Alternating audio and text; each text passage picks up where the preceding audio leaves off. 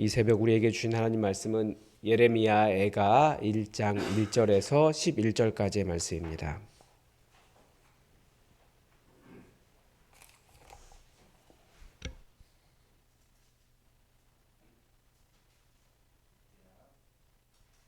구약 1142면의 예레미야 애가 1장 1절부터 11절까지 하나님의 말씀을 다 함께 받들어 읽겠습니다. 슬프다 이 성이여, 전에는 사람들이 많더니 이제는 어찌 그리 적막하게 앉았는고. 전에는 열국 중에 크던 자가 이제는 과부같이 되었고, 전에는 열방 중에 공주였던 자가 이제는 강제 노동을 하는 자가 되었도다. 밤에는 슬피 우니 눈물이 뺨에 흐름이여, 사랑하는 자들 중에 그에게 위로하는 자가 없고 친구들도 다 배반하여 원수들이 되었도다. 유다는 환난과 많은 고난 가운데 사로잡혀 갔도다. 그가 열국 가운데 거주하면서 쉴 곳을 얻지 못하며 그를 핍박하는 모든 자들이 궁지에서 그를 뒤따라 잡았도다. 시온의 도로들이 슬퍼하며 절기를 지키려 나아가는 사람이 없음이로다. 모든 성문들이 적막하며 제사장들이 탄식하며 처녀들이 근심하며 시온도 곤고를 받았도다. 그의 대적들이 머리가 되고 그의 원수들이 형통함은 그의 죄가 많음으로 여호와께서 그를 곤고하게 하셨음이라. 어린 자녀들이 대적에게 사로잡혔도다. 딸 시온의 모든 영광이 떠나가며 그의 지도자들은 꼴을 찾지 못한 사슴들처럼 뒤쫓는 자 앞에서 힘없이 달아났도다. 예루살렘이 환난과 유리하는 고통을 당하는 날에 옛날의 모든 즐거움을 기억하였으며 그의 백성이 대적의 손에 넘어졌으나 그를 돕는 자가 없었고 대적들은 그의 멸망을 비웃는도다. 예루살렘이 크게 범죄함으로 조속거리가 되었으니 전에 그에게 영광을 돌리던 모든 사람이 그의 벗었음을 보고 업신여김이여 그의 탄식하며 물러가는도다. 그의 더러운 것이 그의 옷깃에 묻어 있으나 그의 나중을 생각하지 아니하며 그러므로 놀랍도록 낮아져도 그를 위로할 자가 없도다. 여호와여, 원수가 스스로 큰 채하오니 나의 환난을 감찰하소서. 대적이 손을 펴서 그의 모든 보물들을 빼앗았나이다. 주께서 이미 이방인들을 막아 주의 성회에 들어오지 못하도록 명령하신 그 성소에 그들이 들어간 것을 예루살렘이 보았나이다.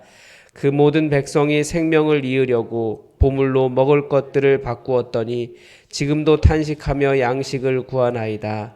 나는 비천하오니 여호와여, 나를 돌보시옵소서. 아멘.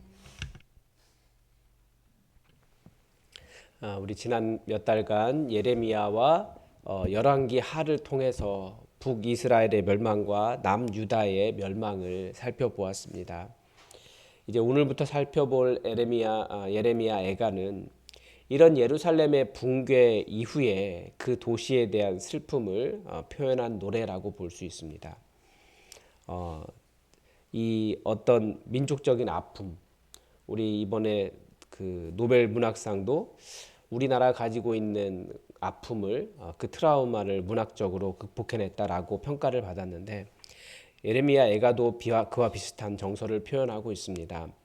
무너진 하나님의 도성에 대한 아픔을 이 노래로 이렇게 표현한 시라고 보는 것이 맞습니다. 먼저 애가라고 하는 제목, 참 우리나라 말로 이게 히브리어와 잘 맞은 것 같아요. 애가라고 하는 말이 한자말로 슬플 애의 노래가입니다. 한마디로 말하면 슬픔의 노래입니다. 똑같은 의미로 영어에서는 그 lamentation이라고 이야기하고 히브리 라틴어예요.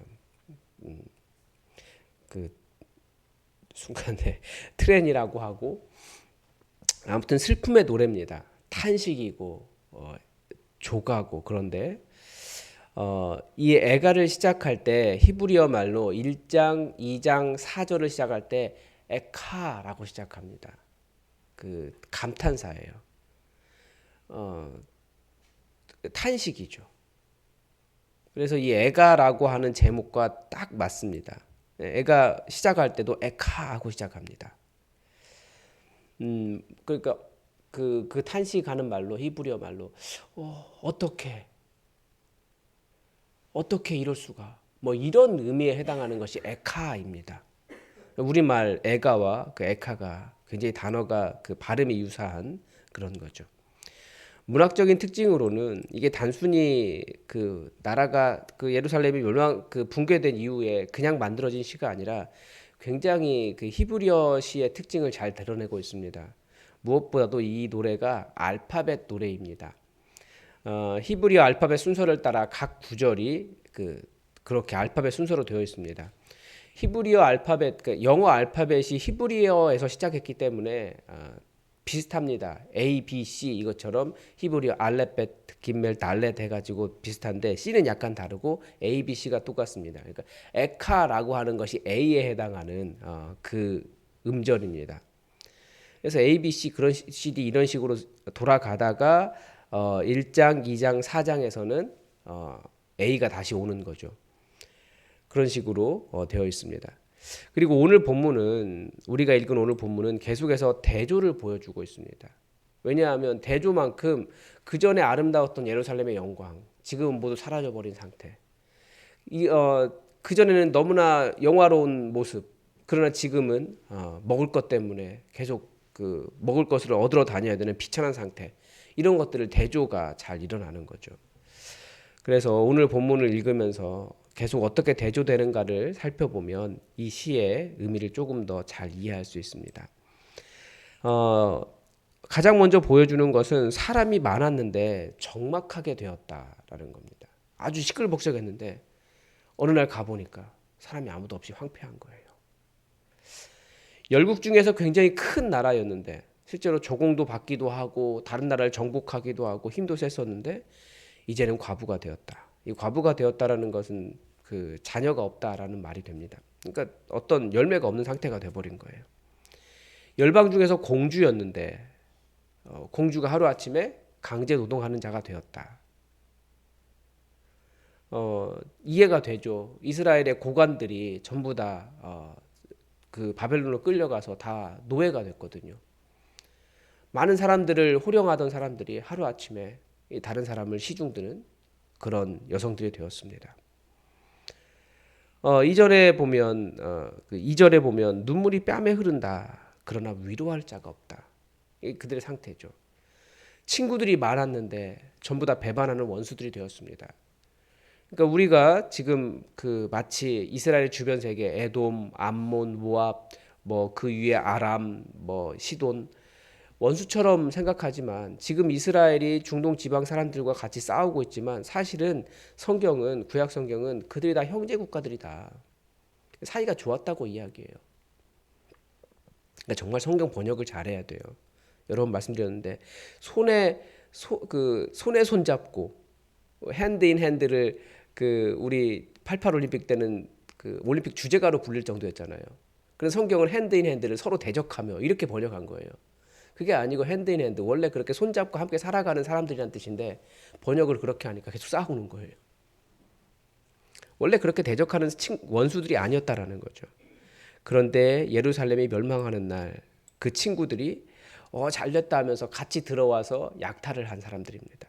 그러니까 친구가 원수가 돼버린 거죠. 이웃 국가들이, 형제 국가들이. 너무나 슬픈 거죠.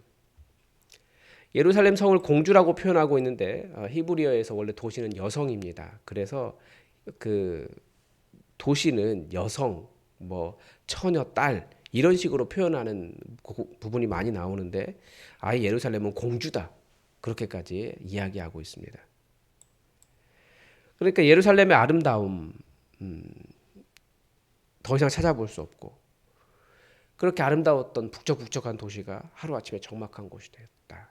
그런 대조를 하고 있는 겁니다. 예루살렘은 이스라엘이 있기 전부터 존재했던 아주 오래된 고대 도시입니다. 그런데 그런 고대 도시가 더 이상 하나님께서 눈앞에 보기 싫어하실 정도로 이 정도까지 사람이 살지 못하는 황폐한 곳이 되어버렸습니다. 3절은 이렇게 끌려간 이스라엘 자손들이 쉴 곳을 얻지 못하고 유리방황하는 거류민이 되었다라고 하는 것을 보여줍니다. 어떤 선교사이면서 그 이주민 신학자이신 한 분이 성경에 나와 있는 모든 사람은 다 나그네고 거의 이주민이다 이런 표현을 한 적이 있는데 지금 그렇게 된 거죠. 4절에서 보면 시온의 도로들이 슬퍼한다라고 이야기합니다. 왜냐하면 거기에는 시온을 향해서, 시온 예루살렘이잖아요. 그 시온산 예루살렘 그 성전에 경배하러 가는 순례객들이 항상 끊이지 않았는데 이제 그 길에 사람이 아무도 없는 거예요.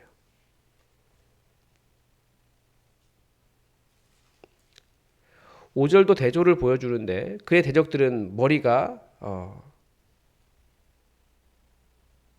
그 대적들이 머리가 되고 원수들이 형통하다라는 거죠. 그전에는 그렇지 않았는데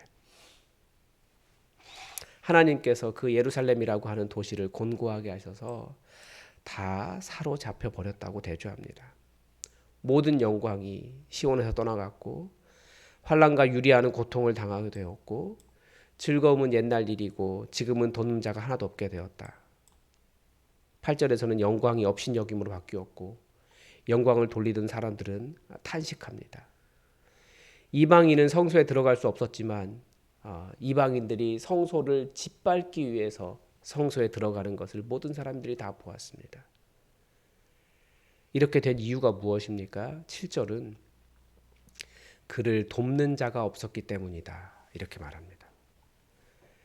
돕는 자가 없어서 이렇게 영광이 수치로 수많은 사람들이 살던 곳이 황폐한 곳으로 원수들이 형통하고 지도자들을 찾아볼 수 없고 순례객들이 사라지고 보물보다 당장 먹고 사는 것이 더 중요해서 보물 아무리 많이 들고 있어봐야 소용없으니까 먹을 것 찾아 헤매는 그런 도시가 되어버렸습니다. 그래서 마지막 절에 나는 비참하오니 여호와여 나를 돌보시옵소서라고 마무리하고 있습니다.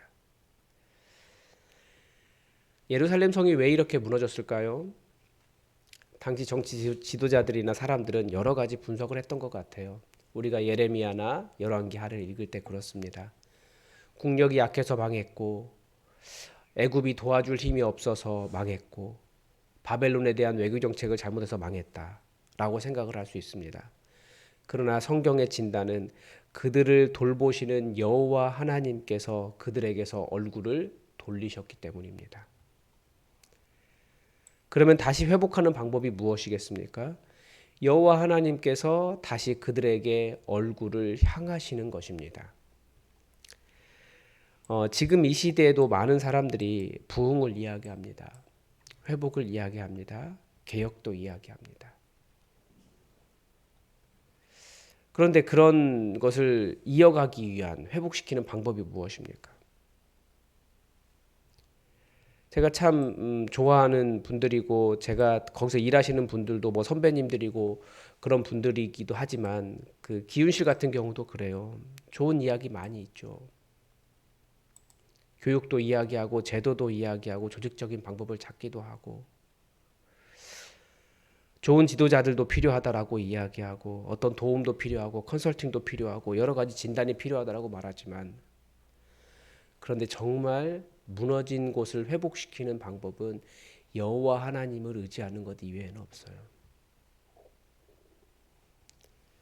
정말 겸손하게 하나님 다시 우리를 돌보시옵소서. 하나님께 도움을 구하는 것 그게 근본이어야 되는데 여러 가지 윤리적인 것, 경영 뭐 많은 것들 이야기하는데 저도 경영을 굉장히 좋아하는 사람입니다.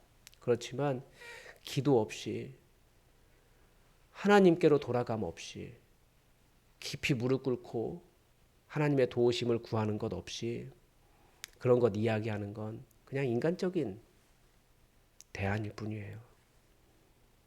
그런 것들이 회복시킬 수 있는 것이 아닙니다. 돌보시는 이가 없기 때문에 무너지는 것이고 돌보시는 이가 없기 때문에 영광이 사라지는 것입니다. 하나님은 하나님 앞에서 자신의 약함을 솔직하게 고백하고 하나님의 도우심을 구하는 자들을 돌보십니다. 어제 수요 기도회에 살펴보았던 솔로몬의 기도에서도 전쟁에 패한 사람도 하나님의 성전에 나와서 기도할 수 있어요. 나를 돕는 이가 없다고 탄식하며 연약한 자들이 나와서 기도할 수 있어요. 질병에 걸린 사람도 기도할 수 있고요. 사업적으로 농사가 안 되는 사람도 와서 기도할 수 있어요. 하나님 앞에서 울어도 괜찮아요. 하나님 앞에서는 자신의 약함을 고백해도 괜찮아요. 다만 하나님, 나는 오직 하나님이 필요합니다 라고 부르짖는 그 사람의 기도를 하나님께서 들으신다는 거예요. 그러니까 사람들이 사실은 생각보다 하나님의 능력을 잘 믿지 않는 것 같아요. 비록 내가 잘못해서 하나님께서 얼굴을 돌리셨어도 다시 하나님의 얼굴을 구하는 자의 기도를 하나님이 들으십니다. 여러분, 영광은 사라질 수 있어요. 그러나 하나님은 사라지지 않습니다. 그렇기 때문에 우리에게 다시 희망이 있는 겁니다. 정말 회복을 꿈꾼다면, 정말 영광을 생각한다면 하나님께 깊이 무릎 꿇고 하나님께 깊이 기도하고 하나님의 얼굴을 구하고 얼굴을 돌리신 하나님께서 우리를 돌봐달라고, 여호와여 나는 비참하오니 나를 돌보시옵소서, 그런 기도를 드릴 수 있기 바랍니다. 예수님은 주여 우리를 불쌍히 여기시옵소서라고 하는 기도를 가르쳐 주셨습니다. 우리가 그 기도로 주님 앞에 나아갔으면 좋겠습니다. 오늘도 하나님의 뜻이 우리에게 이루어지기를 주기도문으로 기도하겠습니다. 하늘에 계신 우리 아버지, 아버지의 이름을 거룩하게 하시며 아버지의 나라가 오게 하시며 아버지의 뜻이 하늘에서와 같이 땅에서도 이루어지게 하소서. 오늘 우리에게 일용할 양식을 주시고 우리가 우리에게 잘못한 사람을 용서하여 준 것 같이 우리 죄를 용서하여 주시고 우리를 시험에 빠지지 않게 하시고 악에서 구하소서. 나라와 권능과 영광이 영원히 아버지의 것입니다. 아멘. 여러분 계속해서 우리 몸이 연약한 환우들을 위해서 기도해 주십시오. 우리 다 아실 겁니다. 어제 그 기도회 하기 전에, 수요 기도하기 전에 우리 기도할 때 이대생 집사님이 오늘은 갑자기 눈이 잘 보인다고 그렇게 말씀하셨는데 아주 어제 잠깐 얘기를 또 들어보니까 아주 유쾌하신 분이에요. 완전히 눈이 띄어지도록 우리가 기도했으면 좋겠고, 우리 청년 중에 한 청년이 돌발성 난청 때문에 교회를 오지 못해요. 어지러워서 운전하기도 어렵고 소리가 조금이라도 큰 곳에 가면 너무 힘든 거예요. 그래서 청년이 못 오게 되었는데 우리 청년의 귀도 열어달라고, 지금 몇 주 되었는데 빨리 돌발성 난청은 빨리 회복돼야 되더라고요. 그래서 빨리 회복될 수 있도록 여러분 기도해 주시고, 우리 청년 중에 몸이 굉장히 연약한 희귀성 질환이 있는 청년이 있습니다. 위에서 기도해 주시고, 또 우리 권사님 한 분 무릎이 많이 아프셔서 지금 교회에 이렇게 계단 올라가는 거 굉장히 어렵고 그래서 무릎 수술하기로 결정을 하셨다고 하는데, 여러분 우리 환우들을 위해서 기도해 주십시오. 하나님은 얼마든지 고치십니다. 우리가 하나님의 가능을 믿고 하나님께서 행하실 일들을 믿고 기도하시기 바랍니다. 또 여러분의 연약함들을 위해서도 기도하시기 바라고 자녀들을 위해서 기도해 주십시오. 다 함께 기도하겠습니다.